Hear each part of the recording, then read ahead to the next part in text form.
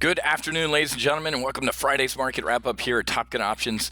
My name is Whiz, Matthew Buckley, and folks, we nailed it again, man. I told you over the past couple days, especially my members, last night in a full throttle training session, we talked about getting long SDS again and doing a bullish double vertical on SDS. Bullish double vertical on SDS means you think the market's going to go down, and we predicted this, guys. I said this is not over. This massive snapback rally we saw for the past couple days, in my opinion, was nothing but a absolute short squeeze. We were plumbing the deaths, got a lot of people getting short, and then what happens? Mysteriously, the president says he picked up the phone, called President Xi, and we're going to get a deal done. Call me a cynic, but right in front of the election, that's a little comical. And then what happened last night? Well, we woke up this morning and the Dow was rallying and the futures were up and China was looking good because rumors were the president said, hey, cabinet members, start drafting language of a trade plan. Well, Larry Kudlow, the market whisperer, who was brought in to be the market whisperer and kind of the voice of reason in the face of trade negotiations and the face to Wall Street, said, yeah, that's not even close. We don't have a deal with China. They haven't even come out with anything even close to a reasonable deal. So not only is the market selling off on that, our FXI trade, as I predicted. When the president said the other day, I picked up the phone.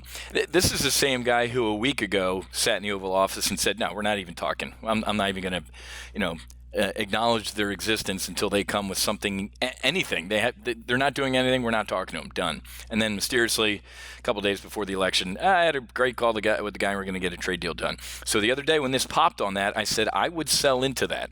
Nothing's changed. Nobody's talking. Commerce Secretary Wilbur Ross, Treasury Secretary Mnuchin, Larry Kudlow, Peter Navarro, our trade rep, Ambassador Lighthouser, our trade ambassador. Nobody's talking to anybody. So, if anything, I'd add to a bearish position here on FXI, but you ready for this? Wait for it. We are going to get bullish on FXI in a couple weeks. We've been, for the past, 5-6 months, we have been pounding FXI into the dirt here with bearish verticals and bearish double verticals and printing money. We're close to over $75,000 in closed trades here, pounding this into the dirt. I would, again, sell into this pop, but I'm getting ready to get bullish on FXI. And at the end of the video, I'll tell you how you can take a 2-week test flight into what we do here at Top Gun Options for only $38. But we can get bullish all the way out to January of 2021. Now, why would I do that? Because it's not a matter of if, but when we get a trade deal done with China. We will get a trade deal done with China, folks, and that will result in a rip your face off rally with this market. This is one of the overhangs in this market. Even though, I'd say anecdotally 75% of the folks that have reported earnings have, first of all, reported good earnings, but nobody's really said too much about, trade war with China, bad. And a lot of CEOs or CFOs had the opportunity to kind of do the whole, hey, we might have sucked, but the reason we sucked is the potential trade war or current trade war. Nobody said that. So the president's got some airspeed under his belt, especially with what came out today. Holy shnikes, man. This wasn't even a beat. This was a crush. The jobs numbers that came out today, the forecast was 194. We got 250. The unemployment rate is holding at a 39-year low. And what do I always tell my members? Those are secondary numbers I look at. I look at the earnings picture, folks. Wages rise at the fastest rate in nearly a decade as hiring jumps. Who was in charge for the past almost decade, 8 years? Yeah, I'll leave that alone. Unemployment rate held at a 49-year low, not 39, and wages increased 3.1%. I can't take this much winning, guys. It's phenomenal. So, like I said, kind of the overhang on this market is the China trade deal, and it looks like the president's trying to, jump in front of the election a little bit here. What's going on that isn't all sunshine and lollipops? Obviously, Iran. At the stroke of midnight on November 5th, the sanctions go back into effect, but the president's done his best negotiating or taking care of his friends, and I think there's up to 8 countries that are exempted from these sanctions. Japan, mainly our allies, right? But our non-allies, China, India, are doing what?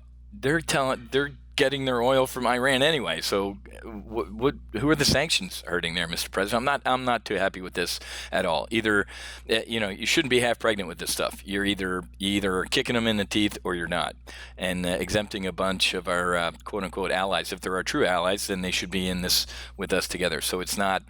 So there's some potential volatility as this pops up on the radar again. And hey, here's a clue, guys. Stop waking up every day and chanting death to America and death to Israel, and stop killing U.S. service personnel, you jackwad. And all of you morons out there who, when President Obama flew unmarked airplanes in the middle of the night full of pallets of cash, I love people who say, well, that was their money. It was frozen. It was frozen here in the United States. So you think these guys should have gotten that money back?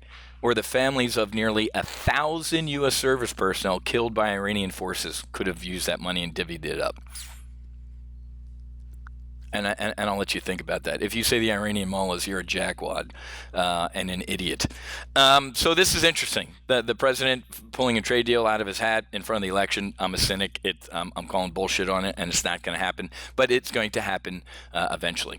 Still love what's going on down south in Brazil. Our EWZ trade is printing money. We've been bullish on EWZ as the Trump of the tropics. Got into a runoff. Actually, we got bullish way back here with synthetic stock all the way out to January of 2021, and then we've been trading some bull put spreads on the front months. This thing is on a tear. On a tear, you join it or get out of the way, and we threw on a bull put spread this week that is already printing money. I think it's up 50% since we put it on earlier in the week. But obviously, folks, the big story of the day is the Charlie Brown with the football. Yesterday's headline: strong earnings bolster stocks. That was yesterday's headline. What is today's headline? Apple shares pull down U.S. stocks. Very tactical market, isn't it, folks? One day we're getting headlines that earnings are saving us. The next day, earnings are killing us. But as we've predicted, folks, we nailed this since this pullback. This was not panic. There was never any panic. Out of whom? Institutions, man. If you panicked during this, you're a retail trader. This was retail selling, man. This was not institutional. There's not one institution or buddy I know that swings a lot of large capital that sold during this. Not one. If anything, they did a little dollar cost averaging as all the retail traders ran out of the crowded movie theater screaming fire. They were sitting in the back of the theater, man, and now they're scooping up deals. But I'm telling you, man, I said this Wednesday, Thursday. I predicted this massive rip your face off rally we're going to give half to all of it back. If we give half back and start rallying next week, there's our bottom. If we don't find a base in here, we're going to retest these lows here. Period. You can take that to the bank. This was not going to be sustained. These 3-day rip-your-face-off rallies was not the all-clear.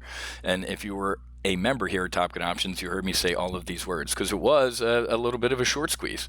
A lot of people I knew started stepping in down here and really hedging, going, man, I don't know. This might be the bottom. If it is, we're going to buy with both hands. If not, we're gonna get some serious hedge on or get short. And then it's a little bit of a short squeeze. So ExxonMobil absolutely crushed earnings today.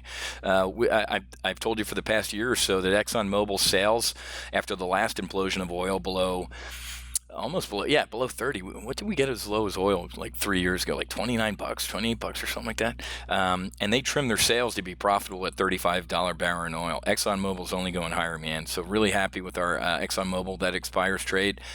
ExxonMobil trade that expires today. But so folks, next Tuesday we have an election, right? Here's my prediction, and I'm still thinking about what time is it? 1:39 in the afternoon. So the VXX. And let's just pull up the VIX right now. The volatility index is obviously going up today because the market is imploding again. But this is exhausted. This is exhausted selling, or volatility can't stay elevated forever. Here's what I'm getting at. Summary slide. The summary slide is this: by next Friday, volatility will implode. Well, what if the Democrats win? The Democrats winning the House is already priced in. It's going to be the best thing that ever happened to Donald Trump. It's 2 years of Nancy Pelosi, Maxine Waters, and Adam Schiff with hearings and impeachments, and it's going to be the best. It's going to be a 2-year campaign ad. What I'm getting at is if the Republicans keep the House next week, it's going to be a rip-your-face-off rally. If the Democrats win, it'll be a Wednesday, crap, and then a Thursday, Friday rally, and volatility is going to come in. Volatility does not stay elevated forever, folks. Just take a excuse me, a look at the VIX. It spikes on uncertainty and then it comes back in. Spikes on uncertainty, comes back in.